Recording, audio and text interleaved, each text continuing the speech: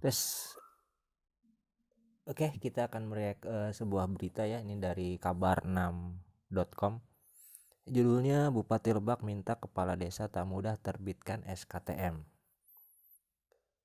Ini kita baca dulu nih kabarnya. Beritanya, kepala desa Kades di Kabupaten Lebak diminta tidak gampang menerbitkan surat keterangan tidak mampu SKTM. Hal itu tertuang dalam surat edaran Bupati Lebak Iti Oktavia Jayabaya nomor 460/3823 strip Dinsos _2002. Edaran tersebut terbit tanggal 30 Desember 2022. Inti meminta kepala desa agar tidak terlalu mudah dan selektif objektif dalam membuat dan menerbitkan SKTM. Apabila saat diverifikasi oleh tim Dinsos ditemukan warga yang mengantongi SKTM tersebut justru merupakan keluarga mampu, maka pemerintah desa lah yang akan menanggung biayanya. SKTM untuk pembuatan SLJ bagi warga miskin yang belum punya BPJS yang tidak aktif, kata Kepala Dinsos Eka Darmana Putra kepada kabar6.com Senin. Keputusan Menteri tentang penetapan kriteria fakir miskin dan orang tidak mampu harus menjadi acuan Kades dalam mengukur menilai ya sejatinya harus sesuai dengan Kemensos tersebut, kata dia. Dalam kurung NDA. NDA ini kode nama wartawan ya. Jadi wartawannya ini namanya NDA, kode namanya gitu. Nah, kalau kita perhatikan nih dari beritanya, di sini beritanya Bupati Lebak Iti Jayabaya ini meminta agar Kades tidak dengan serta mudah memberikan surat keterangan tidak mampu ya. Jadi harus selektif dulu, harus objektif gitu ya dalam memberikan surat keterangan tidak mampu gitu. Ini dilihat ini apabila diverifikasi, jadi nanti mungkin ada verifikasi dari tim Dinsos Lebak. Jika ditemukan misalkan orang tersebut dapat surat keterangan tidak mampu ternyata mampu misalkan, maka ada sanksi dan segala macamnya mungkin ya ini. Dan kata Eka Darmana ini Kepala Dinsos Lebak, Kepmensos, keputusan Menteri Sosial ini dijadikan acuan ya, Oke, kita react nih bersama-sama. Di sini saya tidak akan mengomentari lebih jauh. Di sini hanya kita membaca aja lah, kita bahas bersama-sama ya. Jadi kalau misalnya teman-teman punya pendapat lain ya silahkan tulis aja di kolom komentar gitu ya. Memang sih bagus ya keputusan ini, memang saya rasakan bagus gitu. Mungkin tujuannya bagus gitu ya, supaya kepala desa ini tidak serta-merta gampang dan mudah gitu ya menerbitkan surat keterangan tidak mampu, karena harus objektif gitu. Karena kan ada juga yang yang mungkin dia harusnya bukan orang nggak mampu tapi ditetapkan nggak mampu gitu. Jadi supaya ya tujuannya sih bagus lah gitu. Cuman yang jadi pertanyaan saya ini, definisi miskin itu apa sih gitu? Karena kan biasanya kita itu masih simpang siur nih. Ukuran miskin itu seperti apa sih gitu. Kalau misalkan Kepmen ini dijadikan dasar acuan nih, Kepmen nomor 146 misalkan tentang penetapan kriteria orang miskin, ini seperti apa nih? Dan sampai sekarang belum ada sosialisasinya gitu ya. Saya belum mendengar ya, saya secara pribadi nih. Mungkin teman-teman kalau yang udah mendengar tentang Kepmen ini seperti apa sih gitu? Apakah udah nyampe nih ke masyarakat misalkan publikasi informasinya tentang fakir miskin itu seperti apa sih dan orang tidak mampu gitu. Ini seperti apa? Nah, saya juga belum tahu gitu. Kalau misalkan teman-teman tahu ya silakan komen di kolom komentar gitu. Cuman kan kadang-kadang begini loh. Definisi miskin itu masih simpang siur ya. Kita nggak tahu gitu. Saya sendiri bingung nih yang disebut miskin itu seperti apa sih gitu. Dan gimana nih tata cara pemberian atau pendistribusian bantuan-bantuan tersebut, atau misalkan program-program pemerintah itu kepada orang miskin itu seperti apa sih? Misalkan kita ya kita kutip dari KBBI lah.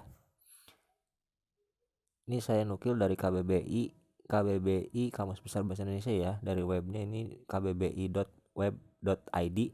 Miskin menurut KBBI itu adalah tidak berharta, serba kekurangan, dalam kurung berpenghasilan sangat rendah gitu. Nah, kalau misalkan ukurannya ini gitu kan, ini sama nggak sih miskin menurut KBBI dengan miskin menurut apa ya, Capman ini gitu kan? Karena kan kalau misalkan patokannya kalau menurut KBBI ya, tidak berharta, serba kekurangan, berpenghasilan sangat rendah. Orang miskin itu sekarang nggak identik dengan rumah jelek, rumahnya berubin tanah misalkan, atapnya atap rumbia, terus dindingnya bilik, terus kayu gitu kan. Nggak juga gitu. Ada juga orang-orang miskin yang rumahnya bagus, bersih gitu kan, tapi dia miskin gitu. Dan orang miskin juga nggak harus dia dari orang-orang yang bekerja di sektor informal gitu, seperti para pedagang yang hidup di jalanan misalkan. Nggak juga, mungkin ada juga orang yang dia punya rumah bagus, punya status sosial yang bagus juga, berpendidikan juga, tapi dia kategorinya miskin gitu. Misalkan contoh, ada orang yang mungkin dia kerja di sebagai guru misalkan, guru misalkan, atau dia bekerja di sebuah perusahaan dengan gaji UMR yang rendah gitu kan. Berarti kan dia juga termasuk kategori miskin loh. Betul gak? Atau gimana misalkan? Nah, itu juga masih serba bingung gitu. Ini gimana sih kalau misalkan peraturan ini mau ditetapkan? Saya sih memohonnya agar ada sosialisasi juga tentang kriteria dan tata caranya gitu ya. Penetapan orang tidak mampu itu seperti apa, dan kalau misalkan surat keterangan tidak mampu ini mau diminta tidak gampang diterbitkan, berarti kan ini ada konotasi, mungkin ya ada konotasi dipersulit ya, dalam tanda petik gitu. Dipersulit ini kan mungkin reaksi masyarakat awam, wah dipersulit nih, gue orang miskin dipersulit misalkan. Walaupun memang pasti saya yakin berpositif thinking ya, pemerintah ini memang punya tujuan yang baik gitu dalam menerbitkan peraturan ini gitu. Cuman kan lagi-lagi ketika surat keterangan tidak mampu ada saja, penyaluran bantuan-bantuan itu memang tidak merata di kalangan masyarakat gitu. Ada masyarakat miskin yang dapat bantuan, ada juga yang enggak gitu kan. Yang sebelah sini dapat, yang sebelah sana enggak merata gitu. Bahkan ada beberapa kericuhan karena bantuan tersebut tidak sampai gitu ya, tidak sampai. Nah, itu juga harus jadi bahan perhatian nih. Jadi alangkah baiknya sebelum menerapkan sebuah kebijakan tertentu, misalkan kita ada sosialisasi dulu nih, kriterianya itu seperti apa nih, parameternya bagaimana nih gitu. Terus eksekusi lanjutnya itu seperti apa gitu. Masyarakat juga kan perlu informasi dan edukasi yang cukup mumpuni gitu ya, untuk apa untuk memahami kebijakan tersebut. Jangan sampai nantinya akan menimbulkan chaos gitu. Jujur sih bantuan-bantuan pemerintah itu seperti sebuah solusi gitu ya, di tengah kehidupan yang serba semrawut dan sulit ini gitu. Bantuan-bantuan pemerintah itu memang sebuah solusi sebenarnya, karena kan saat ini kan masyarakat itu terjebak dalam berbagai macam situasi gitu ya. Ketika miskin itu himpitan-himpitan ekonomi itu, bahkan mereka bisa, jadi orang miskin itu dia itu berdiri di sebuah tepi jurang gitu kan. Mungkin kalau dia salah melangkah, dia akan jatuh ke jurang tersebut gitu. Misalkan ya kalau di agama kan ada istilahnya kemiskinan itu dekat dengan kekufuran gitu kan. Nah, kalau di dalam lingkup sosial ekonomi misalkan kemasyarakatan kita, orang miskin itu kan, kalau orang yang miskin, saya ngenilainya ada beberapa kriteria nih. Ini teori yang saya punya sendiri ya. Saya memang bukan ahli sosiologi, bukan ahli antropologi, bukan pengamat sosial juga. Mungkin saya menilainya ada beberapa kriteria orang miskin nih. Ada orang miskin yang mungkin kriterianya itu miskin yang nekat gitu ya, dalam artian dia itu miskin terus ibaratnya udah gelap mata deh, udah nggak mau harus bagaimana lagi, biasanya itu mereka akan terjebak ke perbuatan kriminal, merampok kayak misalkan atau mencuri misalkan.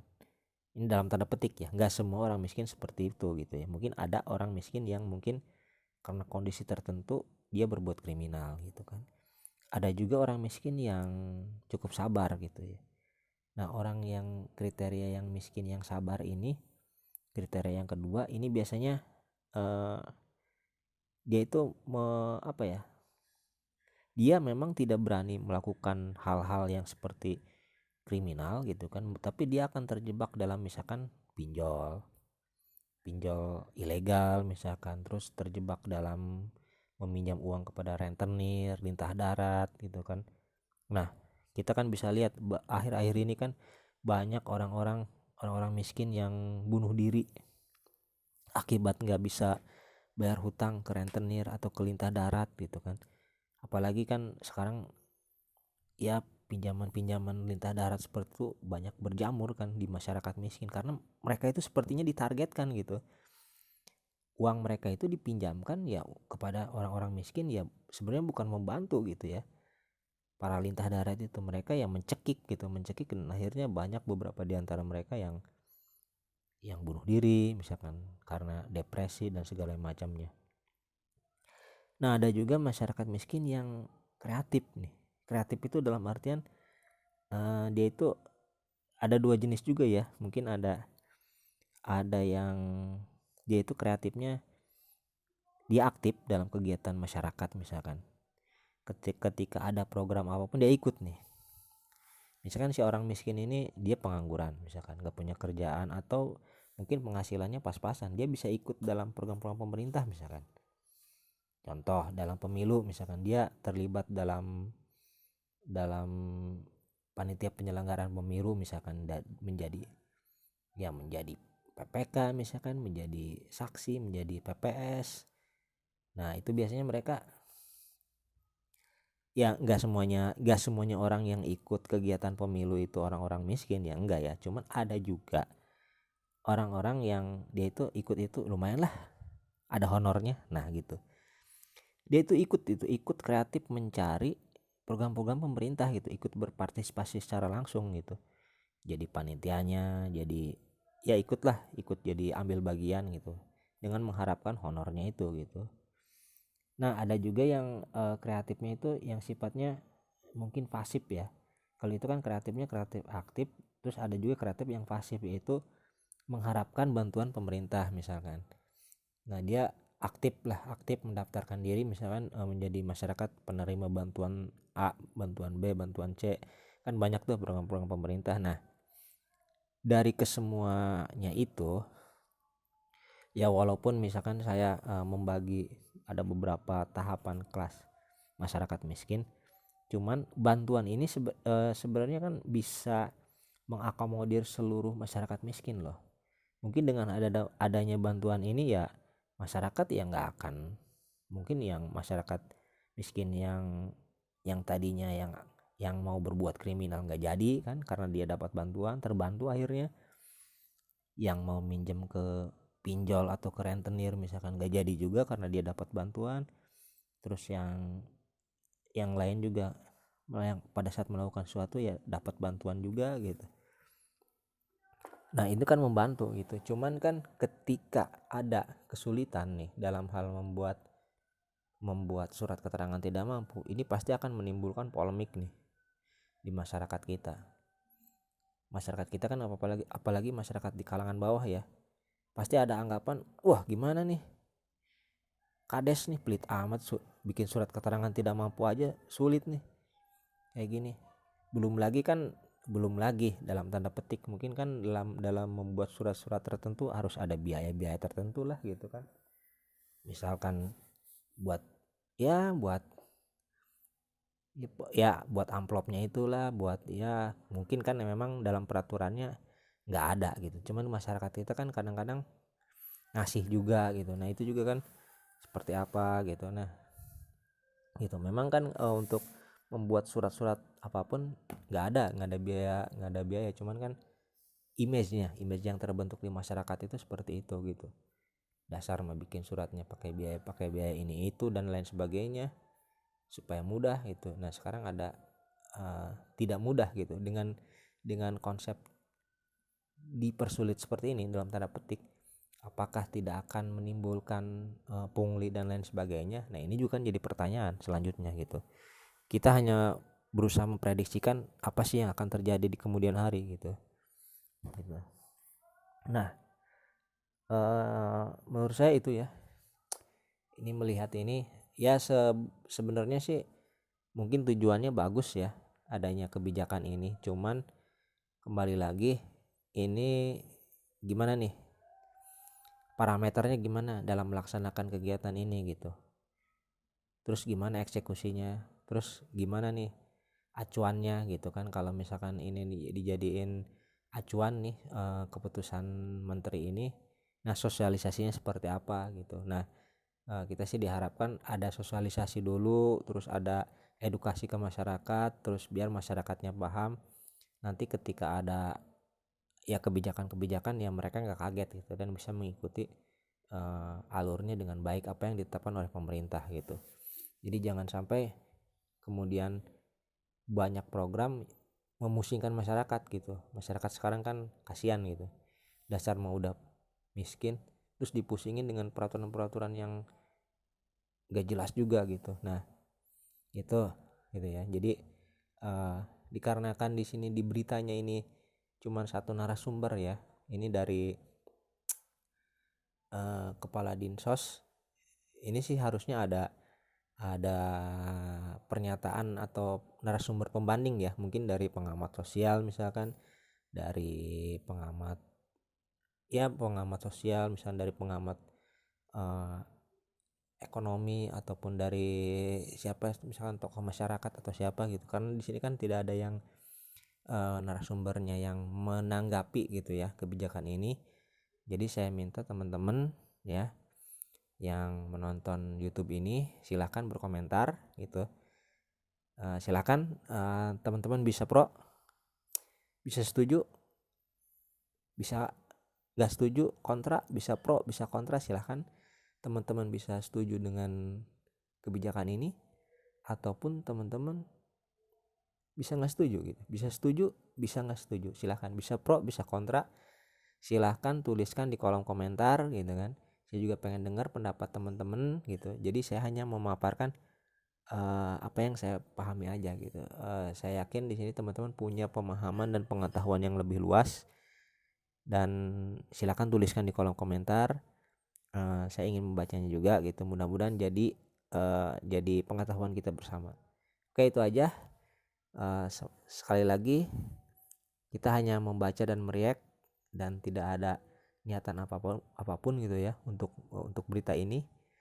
Pada dasarnya saya setuju dengan berita ini gitu kan, dengan kebijakan ini, cuman tadi saya hanya memaparkan apa-apa yang saya pahami, memprediksikan ke depannya gitu. Jadi what if gitu ya, gimana jika ini gitu. Nah kalau misalkan teman-teman punya pandangan lain silahkan tulis di kolom komentar. Terima kasih. Assalamualaikum warahmatullahi wabarakatuh.